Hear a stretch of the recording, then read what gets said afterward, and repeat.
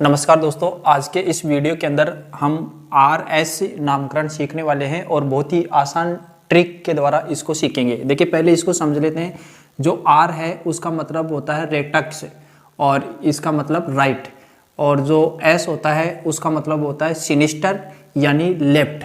यानी R का मतलब होगा राइट और S का मतलब होगा लेफ्ट। तो ये आपको ध्यान में रखना है। अब देखिए जब हम इनका RS विन्यास लिखते हैं तो हमें क्या करना पड़ता है, जो किरेल कार्बन है उस किरेल कार्बन से जुड़े हुए जो समूह हैं या परमाणु हैं उनको परमाणु क्रमांक के आधार पर यानी परमाणु संख्या के आधार पर हम नंबरिंग देंगे। जैसे एक उदाहरण के द्वारा इसको देखते हैं। जैसे ये हमारे पास से एक उदाहरण है, इसमें हम इस जो किरेल कार्बन है इससे आयोडीन, क्लोरीन, ब्रोमीन और फ्लोरीन जुड़ा हुआ है। तो इसमें हमें सबसे पहले ये देखना है कि सबसे ज़्यादा परमाणु क्रमांक या परमाणु संख्या किसकी है। तो देखिए आयोडीन की सबसे ज़्यादा परमाणु संख्या है, फिर उसके बाद में ब्रोमीन की है और फिर क्लोरीन की है और फिर फ्लोरीन।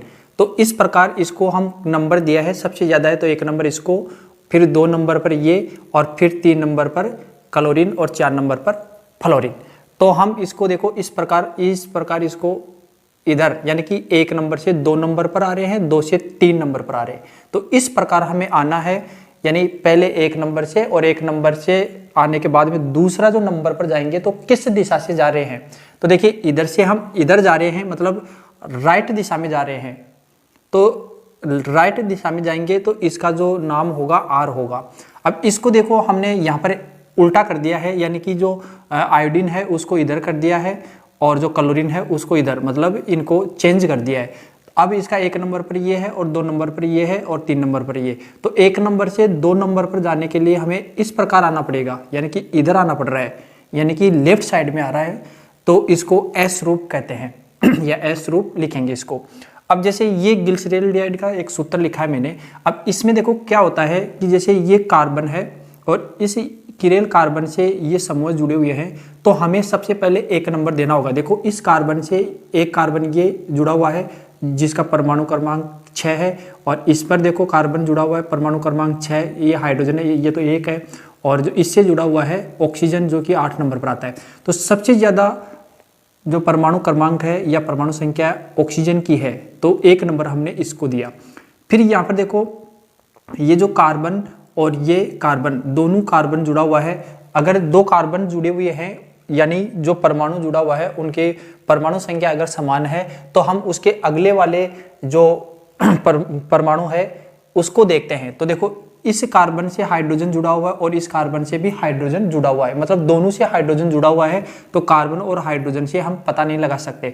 फिर इसके बाद में अगला चले, यहाँ पर ऑक्सीजन है और इधर दूसरा हाइड्रोजन जुड़ा हुआ है। देखो हाइड्रोजन 2 है और इधर 1 ही है। तो अगले जो परमाणु को देखते हैं तो अगला परमाणु ऑक्सीजन है, तो ऑक्सीजन का 8 आ गया। तो इसलिए इसका जो नंबर है हमने 2 दिया है। फिर इसके बाद में देखो ये 3 नंबर पर आ गया क्योंकि हाइड्रोजन 2 है और फिर उसके बाद में ऑक्सीजन है तो 3 नंबर ये। तो 1 नंबर से 2 नंबर पर आने के लिए हमें इधर से आना पड़ेगा, यानी कि इस दिशा से आ रहे हैं ऐसे। तो इस प्रकार आ रहे हैं तो राइट दिशा में आ रहे हैं हम। अगर इधर जाते तो लेफ्ट होता, इधर जा रहे हैं तो राइट है, तो इसको R लिख दिया हमने। और फिर आगे इसका नाम है गिल्स-रेल। इस प्रकार इसका नाम लिखेंगे। जैसे हम एक और उदाहरण लें, जैसे 2 ब्यूटेनॉल है, 2 ब्यूटेनॉल, इसका उदाहरण लेकर समझे। देखिए इसको इस प्रकार लिखें हम, ये कार्बन है और इधर CH3 हमने जोड़ दिया है, C2H5 और इधर हमने H जोड़ दिया। अब ये देखो ये जो हमारे पास है ये सूत्र है 2 ब्यूटेनॉल का, ठीक है। तो अब है हम इसमें देखेंगे तो देखो इससे इस कार्बन से ये कार्बन जुड़ा हुआ है, ये कार्बन जुड़ा हुआ है और फिर ये ऑक्सीजन जुड़ा है। तो 1 नंबर इस पर आएगा क्योंकि जो ऑक्सीजन है इसका परमाणु संख्या है वो ज्यादा है। 1 नंबर इसको आ गया।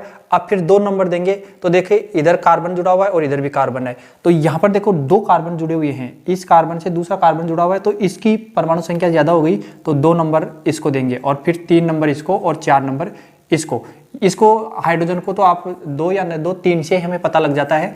तो अब 1 नंबर से 2 नंबर की तरफ आना पड़ेगा। तो 1 नंबर से 2 नंबर की तरफ आएंगे तो इधर से आएंगे हम, यानी कि इस दिशा से आ रहे हैं हम। ये कौन सी दिशा हो गई, ये राइट दिशा हो गई। तो आप क्या लिखोगे, R2 ब्यूटेनॉल, 2 ब्यूटेनॉल इसका नाम हो गया। इसी प्रकार अगर इसको उल्टा कर दे, जैसे इसको इस प्रकार कर दिया, नंबर ये हो गया और 2 नंबर ये। अब हमें इधर जाना पड़ेगा, तो ये कौन सा हो जाएगा, S2 ब्यूटेनॉल, ब्यूटेनॉल, इस प्रकार इसका नाम हो जाएगा।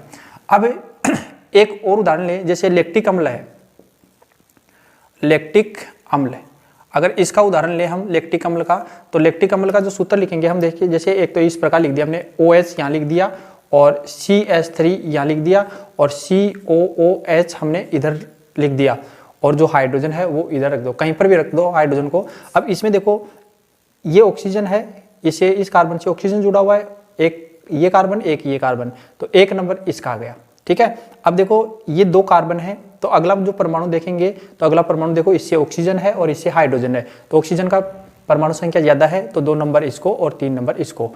अब 1 नंबर से 2 नंबर की तरफ आएंगे तो इधर चलेंगे हम, इस प्रकार चल रहे हैं, मतलब उल्टे चल रहे हैं हम, तो S लैक्टिक अम्ल, इसका नाम हो गया S लैक्टिक अम्ल, इस प्रकार इसका नाम हो गया।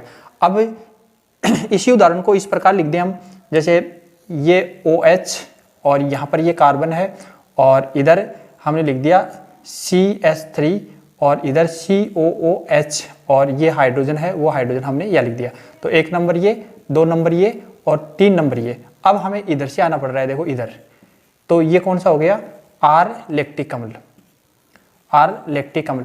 तो मेरे हिसाब से आपको जो R और S विन्यास है ये समझ में आ गया होगा किस प्रकार लिखते हैं। अब देखिए फिशर प्रक्षेपण में RS नामकरण कैसे करते हैं, आपको एक बात ध्यान में रखना है, जो फिशर प्रक्षेपण जो सूत्र लिखते हैं, इसमें एक तो ऊर्ध्वाधर और एक क्षैतिज लाइन इस प्रकार लिखते हैं, तो ये ऊर्ध्वाधर और ये क्षैतिज। तो यहाँ पर आप इसको देखिए, जिस समूह की वरीयता निम्नतम होती है उसका ऊर्ध्वाधर रेखा पर होना आवश्यक है, अन्यथा क्षैतिज रेखा पर होने पर उसका विपरीत विन्यास वास्तविक विन्यास होता है। यानी कहने का मतलब ये है कि जिसकी वरीयता सबसे कम होती है, यानी कि जिसकी वरीयता सबसे कम होती है उसका इस रेखा पर यानी खड़ी रेखा पर होना आवश्यक है। क्षैतिज रेखा पर होगा तो उसका जो विपरीत विन्यास है, जो विपरीत विन्यास है वही उसका क्या होगा, वास्तविक विन्यास होगा। देखिए अब ये एक सूत्र है, इसमें COOH, OH, H और CH3 ये जुड़ा हुआ है, तो इसमें ऑक्सीजन, इस कार्बन से ऑक्सीजन जुड़ा हुआ है, इसकी जो परमाणु संख्या ज्यादा है, तो 1 नंबर हमने इसको दिया है। 2 नंबर पर ये दिया है क्योंकि ये भी कार्बन है और ये भी कार्बन है, कार्बन होने के कारण इनकी जो परमाणु संख्या समान है। तो अगले परमाणु को देखेंगे तो अगला परमाणु ऑक्सीजन आ रहा है, तो इसका जो परमाणु संख्या ज्यादा है, तो हमने इसको 2 नंबर दिया और फिर ये 3 नंबर है, और हाइड्रोजन है ये 4 नंबर है। अब देखिए इसमें हाइड्रोजन ये 4 नंबर है, तो ये इस रेखा पर आ रहा है, आना इस रेखा पर चाहिए, जो ऊर्ध्वाधर रेखा है उस पर आना चाहिए, लेकिन ये इस पर आ रहा है। तो इस जो विन्यास होगा वो कैसे होगा, देखो ये इधर आ रहा है, मतलब इधर उल्टी साइड में आ रहा है, तो ये S है, यानी कि इसका काल्पनिक जो विन्यास होगा वो S विन्यास होगा। यानी कि इसका देखें हम तो होना क्या चाहिए, S विन्यास, लेकिन ये इस रेखा पर नहीं होने के कारण कौन सा, जिसकी परमाणु संख्या न्यूनतम है, तो वो इस रेखा पर होता तो ये इसका विन्यास होता, लेकिन ये इस रेखा पर नहीं आ रहा है, इस पर आ रहा है, मतलब क्षैतिज रेखा पर आ रहा है, तो इसका ये तो काल्पनिक विन्यास हो गया, इसके विपरीत आवेश होगा, यानी कि इसके विपरीत विन्यास होगा, तो काल्पनिक विन्यास का विपरीत R होता है, तो ये इसका वास्तविक विन्यास होगा। इसी प्रकार इसमें भी देख लीजिए, ये हमने इधर जोड़ दिया 1 नंबर, फिर 2 नंबर, फिर 3 नंबर और फिर 4 नंबर, ये भी किस रेखा पर आ रहा है, क्षैतिज रेखा पर आ रहा है, तो इसका भी जो विन्यास होगा वो काल्पनिक होगा, और काल्पनिक का जो उल्टा होगा यानी विपरीत होगा वो इसका वास्तविक विन्यास होगा। तो इधर आ रहा है तो R है, तो ये काल्पनिक विन्यास है, लेकिन इसका वास्तविक विन्यास क्या होगा, S होगा। ठीक है, तो ये आपको समझ में आ गया होगा। अब देखिए एक उदाहरण हम और लेते हैं, जैसे हमारे को इस प्रकार का कोई दे दिया, जैसे एग्जाम्पल ले हम, एग्जाम्पल 2,3 डाइक्लोरोपेंटेन, इसका अगर हम एग्जाम्पल लें तो देखो इसको कैसे लिखें, C2H5, और फिर हम इसको ऐसे लिख दें इस प्रकार, और यहाँ पर मैंने Cl कर दिया और यहाँ पर H कर दिया, और इधर मैंने जैसे मान लेते हैं कि H इधर कर दिया और Cl इधर कर दिया, और यहाँ पर हमने CH3 लिख दिया। ये 2,3 डाइक्लोरोपेंटेन है। अब इसमें देखिए हमारे पास ये जो कार्बन है, इसमें देखो 2 कार्बन है, किरेल कार्बन, एक तो ये हो गया और एक ये हो गया। अब दोनों के लिए हम देखेंगे, देखो इसका इसमें कार्बन है, इसमें हाइड्रोजन है, और ये क्लोरीन है, तो इसका जो परमाणु संख्या है वो ज़्यादा है, तो 1 नंबर हम इसको देंगे।